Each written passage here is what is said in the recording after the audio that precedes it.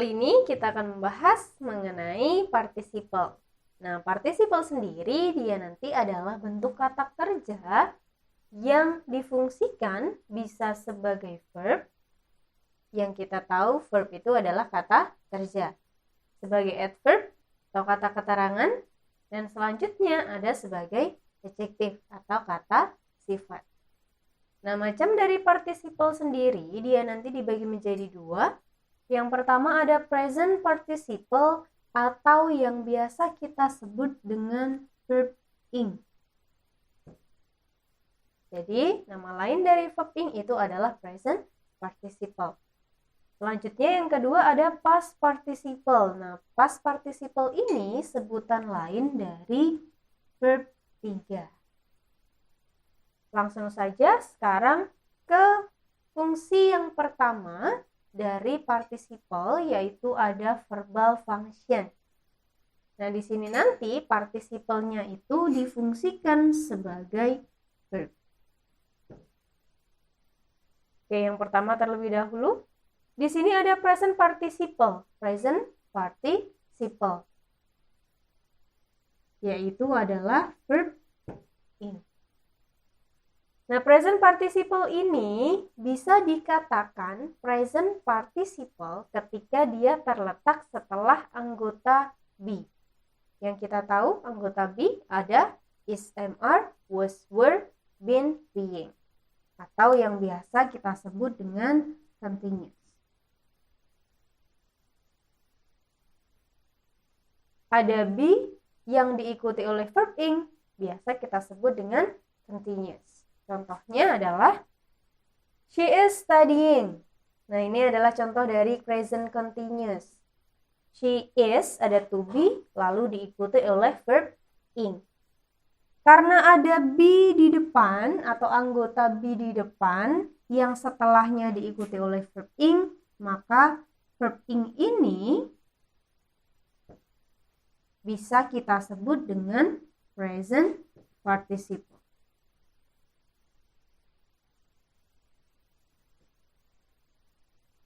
Lalu untuk contoh yang kedua, they have been waiting here. Nah, apakah verb ing-nya ini termasuk present participle juga? Kita lihat kata sebelumnya. Sebelumnya adalah kata been. Nah, been ini adalah anggota dari be. Been itu adalah verb 3-nya dari be. Maka ada be yang diikuti oleh verb ing, maka verb ing-nya kita sebut dengan present participle.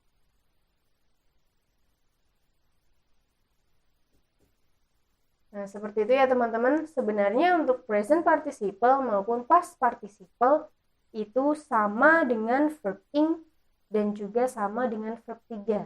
Ini hanya penyebutan lainnya saja.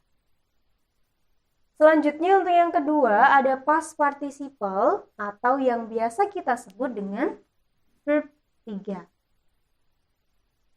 Nah, untuk verb 3 atau past participle ini bisa dikatakan sebagai past participle ketika dia terletak setelah anggota be juga. Ada be yang diikuti oleh verb 3 setelahnya atau yang biasa kita sebut dengan kalimat pasif. Kalimat pasif yang kita tahu ketika kalimatnya itu memunculkan makna di atau that. Contohnya di sini ada the candy is eaten. Permen itu dimakan. Nah, di sini ada verb 3 eaten. Apakah eaten ini bisa kita sebut dengan past participle? Kita harus melihat kata sebelumnya. Sebelumnya ada is, dan is itu ternyata adalah anggota dari be. Maka ada be yang diikuti oleh verb 3, maka verb 3-nya kita sebut dengan past participle.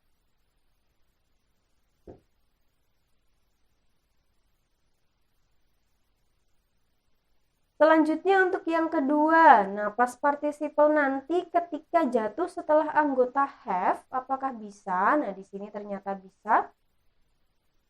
Bisa dikatakan sebagai past participle juga ketika dia nanti terletak setelah anggotanya have. Yang kita tahu anggotanya have adalah has, had, dan juga having. Sehingga dia nanti memunculkan pola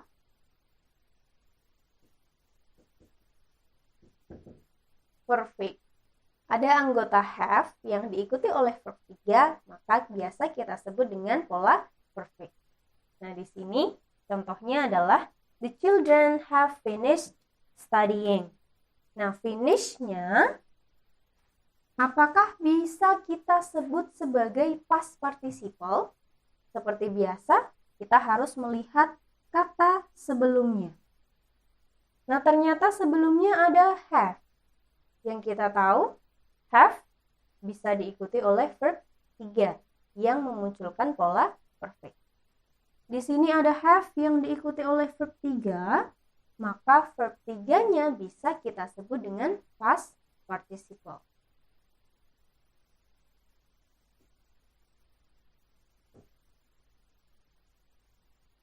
Lalu di sini ada studying. Nah, hanya untuk tambahan saja ya teman-teman. Apakah studying ini bisa kita sebut dengan present participle? Kita cari tahu.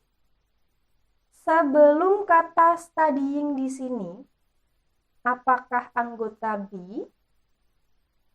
Ternyata di sini bukan. Jadi, untuk studying ini tidak bisa kita sebut dengan present participle. Sekarang kita lanjut membahas fungsi dari participle yang kedua, yaitu ada adverbial function.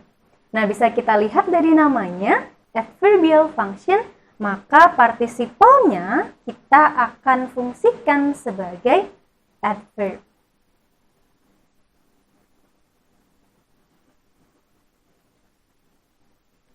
Nah, sekarang pertanyaannya adalah, kapan participle itu akan difungsikan sebagai adverb? Nah, di sini sudah ada. Participle nanti akan kita fungsikan sebagai adverb apabila dia nanti menyatakan hasil reducing dari AVC atau adverbial function. Nah, reducing sendiri itu adalah penghilangan conjunction subject dan dia merubah verbnya menjadi verb ing. Nah, verb ing inilah yang kita sebut dengan participle yang difungsikan sebagai adverb. Selanjutnya, nah di sini AVC yang diringkas atau hasil peringkasan AVC apa saja yang dia nanti memunculkan participle yang difungsikan sebagai adverb. Nah, di sini ada 3. Yang pertama ada AVC of time, selanjutnya ada AVC of condition, dan juga AVC of reason. Yang biasa kita tahu, ketika dia AVC of time, maka conjunction-nya nanti yang menunjukkan waktu, seperti after, before, dan seterusnya. Nah, teman-teman nanti bisa lihat untuk pembahasan AVC sendiri. Selanjutnya di sini ada AVC of condition. Conjunction yang digunakan biasanya dia adalah if,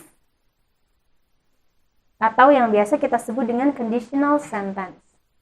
Lalu yang ketiga ada AVC of reason. Nah, biasanya di sini conjunction yang digunakan ada because.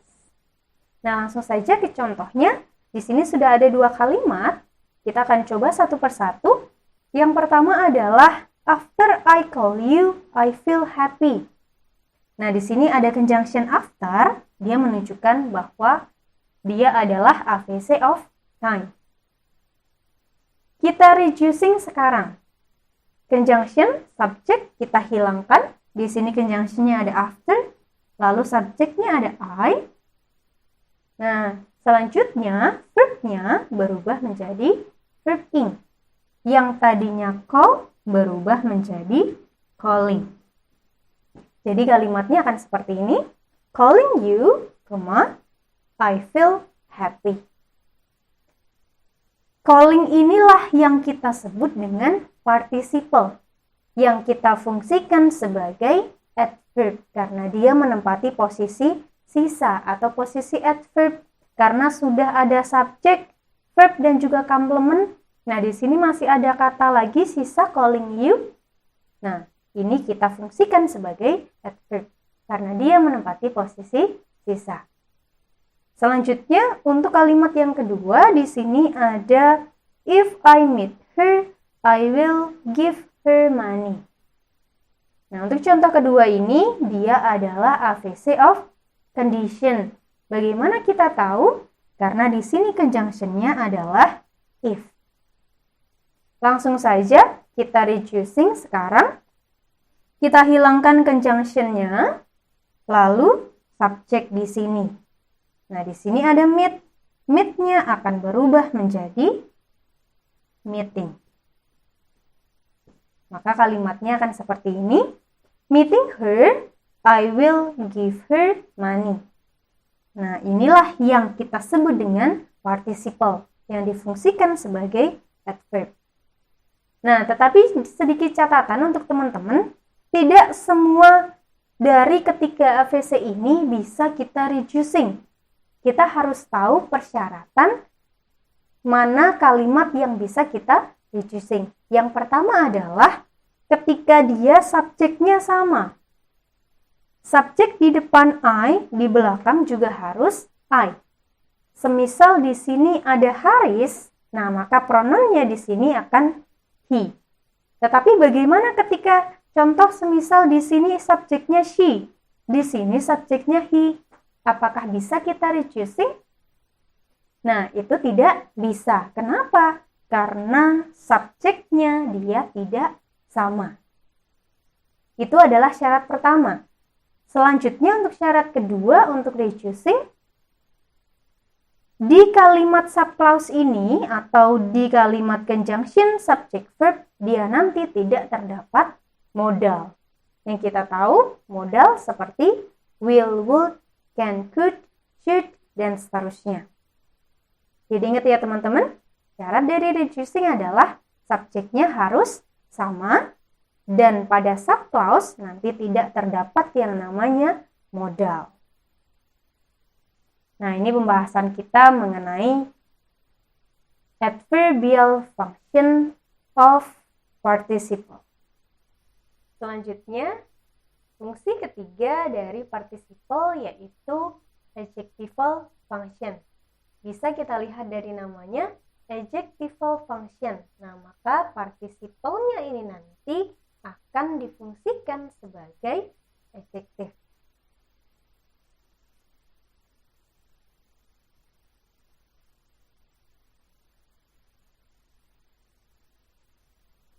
Untuk yang pertama, dia nanti in a noun phrase atau participle-nya, verb ing dan juga verb 3-nya nanti berada di dalam noun phrase. Yang kita tahu, noun phrase itu adalah rangkaian kata yang dia terdiri dari head modifier. Head adalah yang dijelaskan, modifier yang menjelaskan. Contohnya, semisal beautiful girl. Nah, maka girl-nya itu sebagai head, beautiful-nya sebagai modifier. Modify, menjelaskan. Gadis yang mana? Gadis yang cantik. Atau contoh yang lainnya semisal expensive car, big book, black pen, dan seterusnya. Itu adalah beberapa contoh dari noun phrase. Nah, ini nanti ketika participle tersebut difungsikan sebagai adjective, maka dia nanti tugasnya adalah menjelaskan si noun tersebut. Untuk yang pertama, participle-nya nanti sebagai pre-modifier. Yang kita tahu pre, maka dia posisinya di awal. Maka nanti akan seperti ini.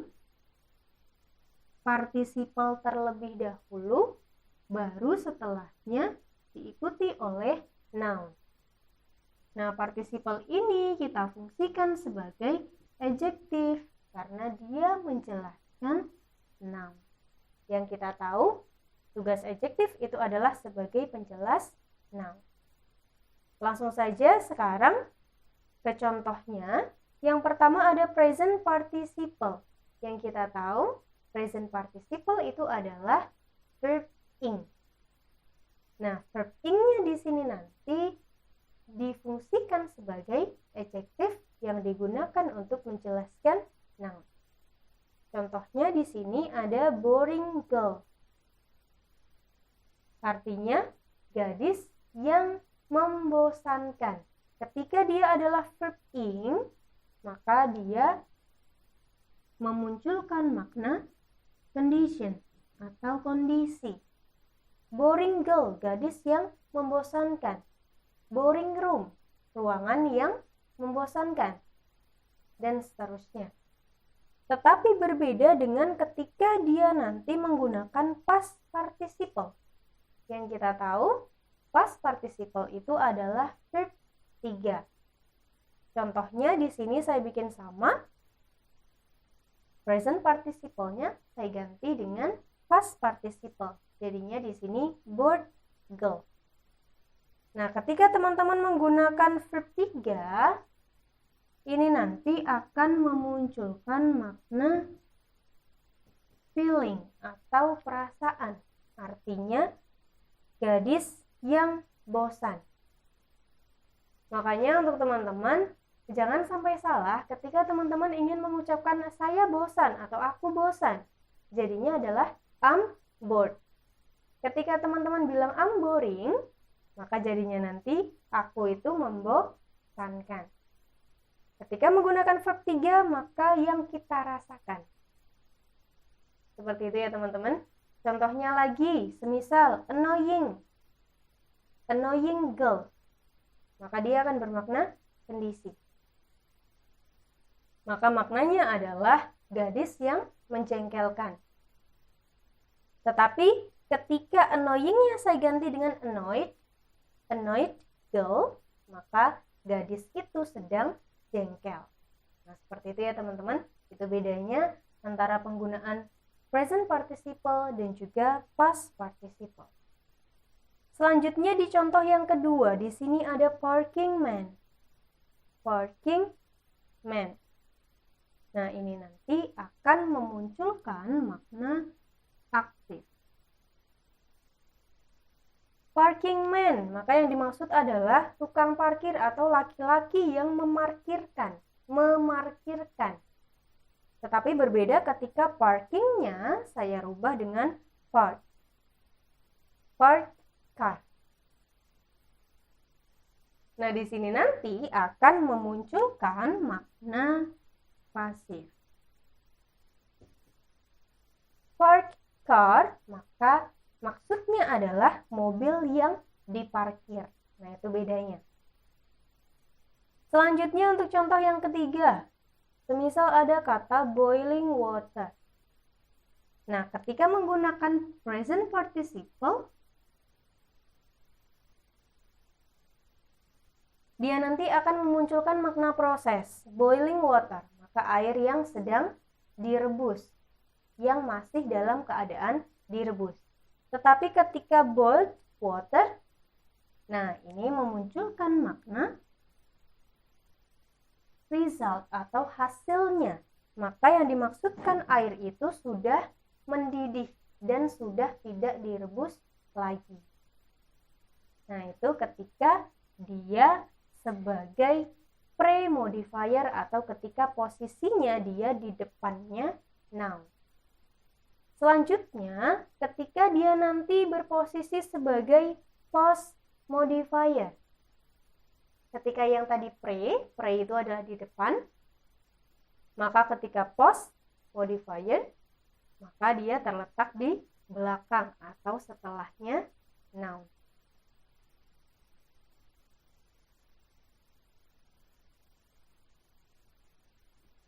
Maka nanti akan seperti ini. Noun-nya terlebih dahulu, baru diikuti oleh participle. Yang kita tahu, verb ing atau yang biasa disebut dengan present participle ini nanti akan memunculkan makna aktif. aktif. Tetapi ketika verb 3 atau past participle akan memunculkan makna pasif. Contohnya seperti ini. Ini adalah kalimat yang terdapat adjective clause di dalamnya. Ketika teman-teman tidak mau ribet dengan conjunction-nya, yang kita tahu ketika kita bahas adjective clause, maka harus ada conjunction yang tepat. Nah, ketika tidak mau ribet dengan itu, langsung saja conjunction-nya kita hilangkan. Ketika kalimat itu bermakna aktif, maka langsung saja kita ganti dengan verb ing. The girl who sits. Gadis yang duduk. Nah, duduk itu adalah aktif. Maka sit-nya langsung kita ganti dengan the girl sitting on the chair is kind. Bagaimana untuk maknanya? Sama. Gadis yang duduk di kursi itu baik. Contoh lagi, semisal laki-laki yang memanggilmu itu saudaraku. Langsung saja, the man calling you is my brother. Misal seperti itu ya teman-teman. Ketika ada subjek, lalu langsung diikuti oleh verb yang ada yang-nya, kita tidak perlu menggunakan adjective clause lagi, tetapi langsung saja kita menggunakan present participle ketika itu menunjukkan aktif. Guru yang menjelaskan materi itu baik hati. Nah, berarti jadinya langsung saja the teacher explaining the lesson is kind. Seperti itu ya teman-teman. Nah, selanjutnya di sini ada contoh yang kedua, the car which was stolen last night is mine. Mobil yang dicuri tadi malam itu milikku. Nah, ketika teman-teman tidak mau ribet dengan adjective clause, ada which, ada who, whom, dan seterusnya, langsung saja mobil yang dicuri. Nah, dicurinya perlu dilingkari, dicuri. Karena ada kata di, maka dia memunculkan makna pasif. Ketika pasif, langsung saja kita gunakan verb 3. Maka which dan juga was akan hilang. The car stolen last night is mine. Mobil yang dicuri tadi malam adalah milikku. Nah, mungkin untuk contoh-contoh yang lain, semisal seperti ini. Gadis yang belajar bahasa Inggris, maka jadinya the girl studying English. Rumah yang dijual, maka jadinya adalah the house sold. Seperti itu ya teman-teman. Nah, untuk lebih lengkapnya mungkin teman-teman bisa melihatnya di buku. Tadi kita sudah bahas mengenai participle yang berposisi di dalam non-phrase. Nah, sekarang yang kedua, ketika nanti participle-nya itu berada di dalam kalimat atau in sentence. Ini nanti akan dibagi menjadi dua. Yang pertama ada a subjective complement atau sebagai subjective complement. Yang kita tahu subjective complement adalah pelengkap subjek. Dan yang kedua as objective complement atau dia nanti sebagai objective complement. Yang kita tahu objective complement adalah pelengkap objek. Nah, maksudnya bagaimana? Kita bahas satu persatu terlebih dahulu. Yang pertama, a subjective complement. Yang kita tahu subjective complement itu ada 3 yang biasa kita sebut ana, yaitu adjective, noun, dan juga adverb. Tetapi di sini nanti subjective complement-nya akan ditempati oleh participle. Maka polanya akan seperti ini. Subject, LV. LV itu adalah linking verb. Yang sering muncul adalah to be, is, am, was, were. Nah, itu. Setelahnya diikuti oleh subjective complement. Nah, subjective complement-nya ini nanti akan ditempati oleh participle. Maksudnya bagaimana? Contohnya seperti ini. You are confused. You di sini sebagai subjek, selanjutnya ada are sebagai linking verb. Nah, setelah are ini adalah subjective complement yang berupa participle yang memunculkan makna kamu bingung. Selanjutnya contoh yang kedua, di sini ada this room is boring. This room sebagai subjek, is sebagai linking verb. Nah, boring ini adalah subjective complement yang dia berupa participle. Nah, lalu apa bedanya dengan continuous? Nah, pola continuous yang kita tahu adalah is MR diikuti oleh verb ing. Nah, bedanya ketika continuous, verb ing-nya ini difungsikan sebagai verb. Tetapi ketika ini, dia difungsikan sebagai adjective atau sebagai subjective complement. Kita lihat maknanya. This room is boring. Ruangan ini membosankan. Nah, membosankan di sini sebagai participle. Selanjutnya contoh yang pertama tadi, you are confused. Subject linking verb 3. Nah, di sini menggunakan past participle. Nah, bedanya apa dengan pasif? Nah, bedanya dengan pasif itu adalah mengenai maknanya. Ketika pasif dia akan bermakna di. Ketika participle maknanya bukan di, tetapi dia bermakna feeling atau perasaan. You are confused. Kamu bingung. Nah, bingung itu adalah feeling. Ketika pasif, dia memunculkan makna di yang mengandung aktivitas. Contohnya semisal you are called. Kamu dipanggil. Nah, itu pasif. Ya, itu ya teman-teman bedanya antara participle dan juga kalimat sebelumnya seperti continuous dan juga passive voice.